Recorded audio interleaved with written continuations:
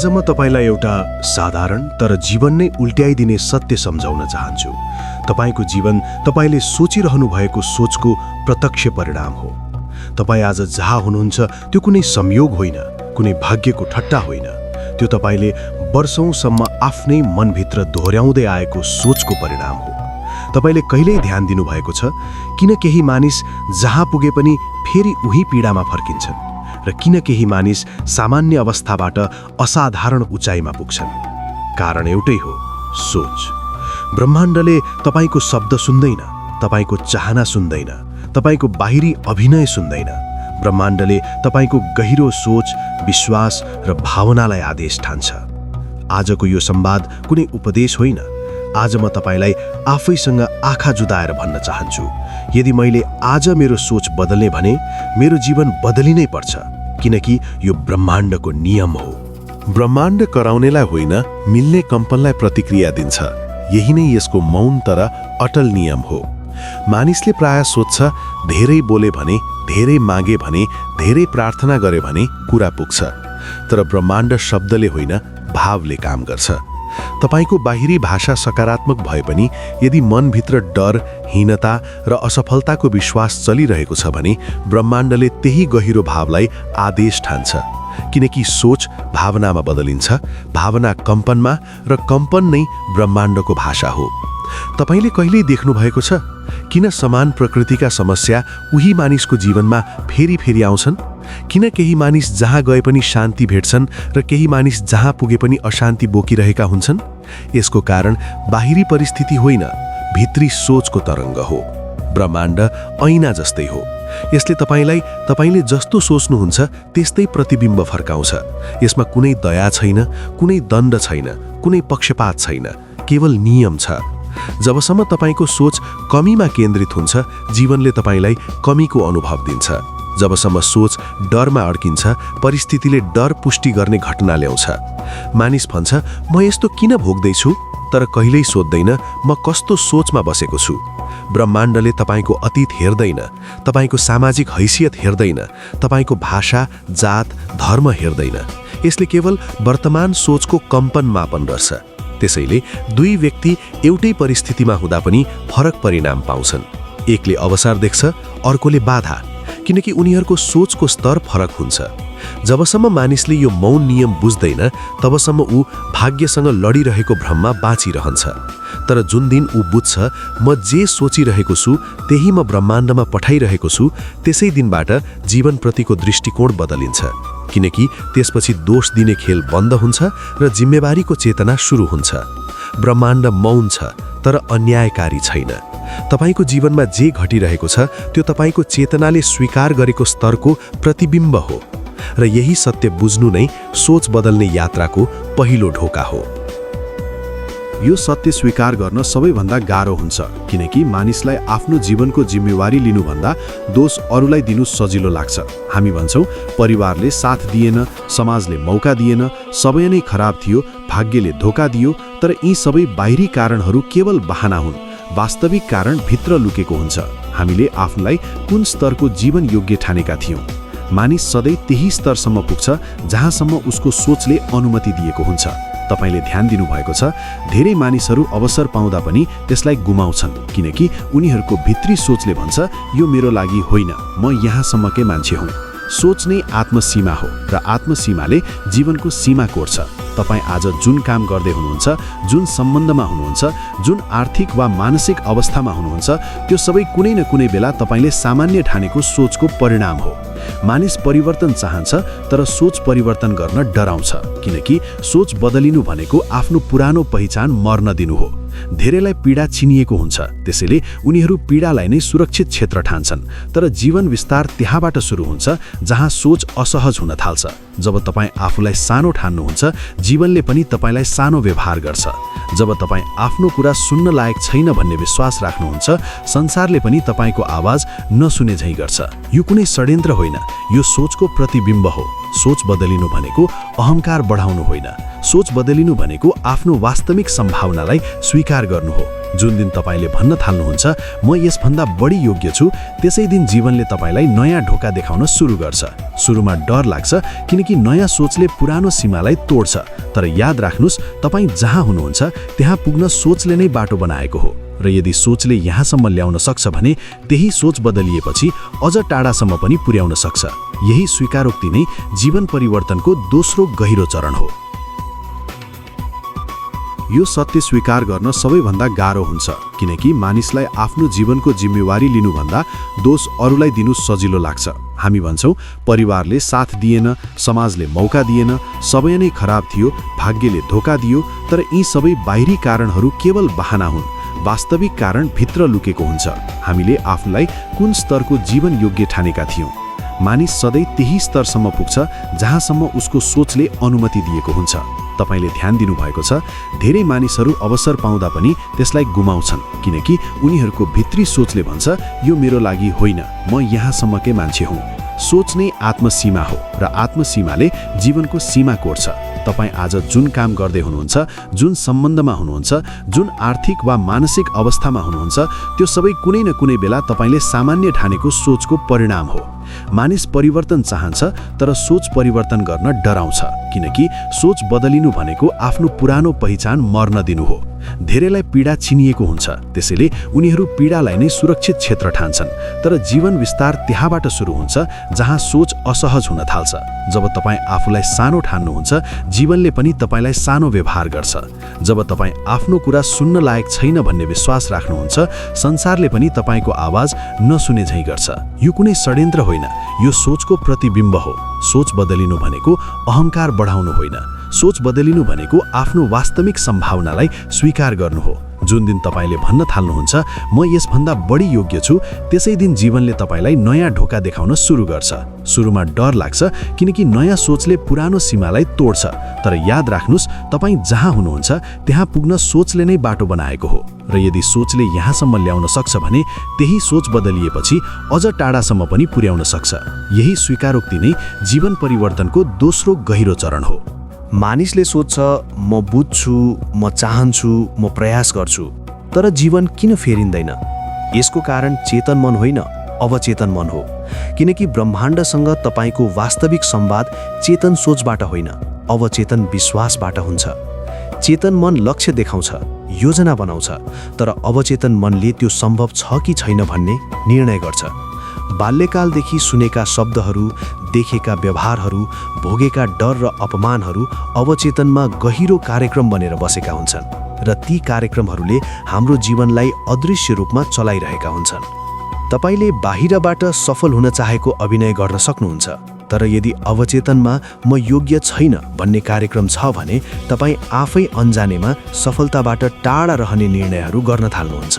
यही कारणले धेरै मानिसहरू अवसरको नजिक पुगेर पनि पछाडि हट्छन्। अवचेतन मन तर्क सुन्दैन, यो दोहोर्याई, भाव र चित्रले काम गर्छ। त्यसैले केवल किताब पढेर सुनेर सोच बदलिँदैन, सोचलाई अनुभूति बनाउनुपर्छ। नयाँ विश्वासलाई बारम्बार अनुभूत गराउनुपर्छ। जब तपाईँ आफूलाई नयाँ रूपमा देख्न थाल्नुहुन्छ, अवचेतनले त्यसलाई नयाँ वास्तविकता ठान्न थाल्छ। ब्रह्माण्ड पनि त्यही सङ्केत पर्छ। अवचेतन बदलिएपछि मात्र बाहिरी प्रयास सहज हुन्छ, सङ्घर्ष कम लाग्छ, किनकि अब तपाईँ आफ्नो विरुद्धमा होइन, आफ्नो पक्षमा काम गरिरहनु भएको हुन्छ। धेरै मानिस जीवनसँग लडिरहेको महसुस गर्छन्, तर वास्तवमा उनीहरू आफ्नै अवचेतनसँग लडिरहेका हुन्छन्। जब यो लडाई अन्त्य हुन्छ, जीवनसँगको युद्ध पनि समाप्त हुन्छ। अवचेतन मन तपाईको शत्रु होइन, यो त तपाईको आदेश पालक हो। तर प्रश्न के हो भने तपाईले यसलाई कस्तो आदेश दिनुभएको छ? जबसम्म यो प्रश्नमा स्पष्टता आउँदैन, तबसम्म जीवनमा परिवर्तन अस्थायी हुन्छ। र जब यो पुल सचेत रूपमा निर्माण गरिन्छ, तब सोच र ब्रह्माण्ड बीचको संवाद सहज र शक्तिशाली बन्छ। यही बोध नै रूपान्तरणको चौथो गहिरो चरण हो। सोच बदल्नु भनेको कुनै दिव्य मन्त्र उच्चारण गर्नु होइन। सोच बदल्नु भनेको दिनदिनै गरिने सानो तर सचेत अभ्यास हो। धेरै मानिस भन्छन् म सकारात्मक सोच्न खोज्छु, तर नकारात्मक विचार आउँछ। याद राख्नुस्, नकारात्मक विचार आउनु असफलता होइन, त्यसलाई अन्तिम सत्य ठान्नु असफलता हो। सोच बदल्ने पहिलो सूत्र हो विचार र आफूबीच दूरी बनाउनु। विचार आयो तर म त्यो होइन भन्ने चेतना विकास गर्नु। दोस्रो सूत्र हो भाषाको अनुशासन, किनकि तपाईँले बोलेका शब्द सोचको प्रतिध्वनि हुन्। मेरो हालत खराब छ भन्ने बानीले हालतलाई अझ मजबुत बनाउँछ। म सुधारको प्रक्रियामा छु भन्ने भाषाले सोचलाई नयाँ दिशा दिन्छ। तेस्रो सूत्र हो दैनिक आत्मसंवाद। तपाईँ दिनभर संसारसँग बोल्नुहुन्छ, तर आफूलाई के बोल्नुहुन्छ?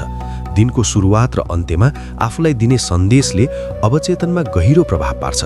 चौथो सूत्र हो ध्यान र मौन, किनकि जब मन शान्त हुन्छ पुराना कार्यक्रमहरू देखिन थाल्छन् र देखिएको कुरा मात्र परिवर्तन गर्न सकिन्छ। पाँचौं सूत्र हो कृतज्ञता।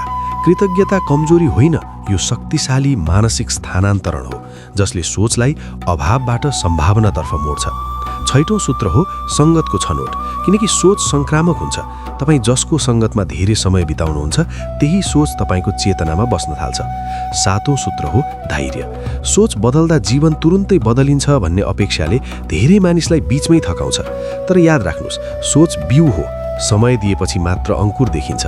जब तपाईँ यी सूत्रहरूलाई अभ्यासमा उतार्नुहुन्छ, सोच बिस्तारै नयाँ मार्गमा बग्न थाल्छ। पुराना डरहरू कमजोर हुन थाल्छन् र जीवनमा पहिलो पटक सहजताको अनुभूति आउन थाल्छ। यही अभ्यासले सोचलाई सिद्धान्तबाट जीवनशैलीमा रूपान्तरण गर्छ र यही रूपान्तरण नै स्थायी परिवर्तनको आधार हो। धेरै मानिस भाग्यलाई कुनै रहस्यमय शक्ति ठान्छन्। मानौ जीवनमा जे भयो, जे हुँदैछ त्यो सबै पहिल्यै लेखिएको स्क्रिप्ट हो। तर सत्य के हो भने भाग्य कुनै तयार पुस्तक होइन। भाग्य त तपाईँको सोचले दिनदिनै लेखिरहेको कथा हो। तपाईँ बिहान उठ्दा मनभित्र जुन सोच बोकेर उठ्नुहुन्छ त्यही सोचले तपाईँको निर्णय, व्यवहार र प्रतिक्रिया तय गर्छ र ती साना साना निर्णयहरू नै समयसँगै तपाईँको जीवनको दिशा बन्छन्। सोच पहिलो बिउ हो, कर्म त्यसको बोट हो र भाग्य त्यसले दिने फल हो। मानिस भन्छ म भाग्यमानी छैन, तर कहिल्यै सोध्दैन म कस्तो सोचमा बाँचिरहेको छु। नकारात्मक सोचले अवसरलाई खतरा देख्छ, सकारात्मक सोचले खतराभित्र अवसर देख्छ। यही दृष्टिकोणको फरकले दुई मानिसलाई फरक भाग्य दिन्छ। सोच केवल कल्पना होइन, सोच निरन्तर दोहोरिँदा विश्वास बन्छ, विश्वास बानी बन्छ, बानी चरित्र बन्छ र चरित्र नै भाग्य हो। तपाईले आफूलाई बारम्बार असफल देख्नुभयो भने जीवनले पनि तपाईलाई असफलताको अनुभव दिइरहन्छ। तपाईले आफूलाई योग्य, सक्षम र सम्भावनाले भरिएको देख्नुभयो भने जीवनले पनि तपाईलाई त्यही पुष्टि गर्ने परिस्थिति ल्याउँछ। भाग्य अचानक बदलिँदैन, भाग्य सोच बदलिएपछि बिस्तारै रूपान्तरण हुन्छ। सुरुमा तपाईको बोलाइ बदलिन्छ, त्यसपछि तपाईको छनोट बदलिन्छ, अनि तपाईको संगत बदलिन्छ र अन्ततः तपाईको गन्तव्य बदलिन्छ। धेरै मानिस यही बीचमा हार मान्छन्, किनकि सोच बदलिसक्दा पनि बाहिरी परिणाम तुरुन्त देखिँदैन। तर याद राख्नुस्, सोच बिउ हो, समय नदिई फल खोज्न मिल्दैन। जब तपाईँ धैर्यपूर्वक नयाँ सोचलाई निरन्तर अभ्यास गर्नुहुन्छ, पुराना भाग्यका ढाँचाहरू आफै भत्किन थाल्छन्।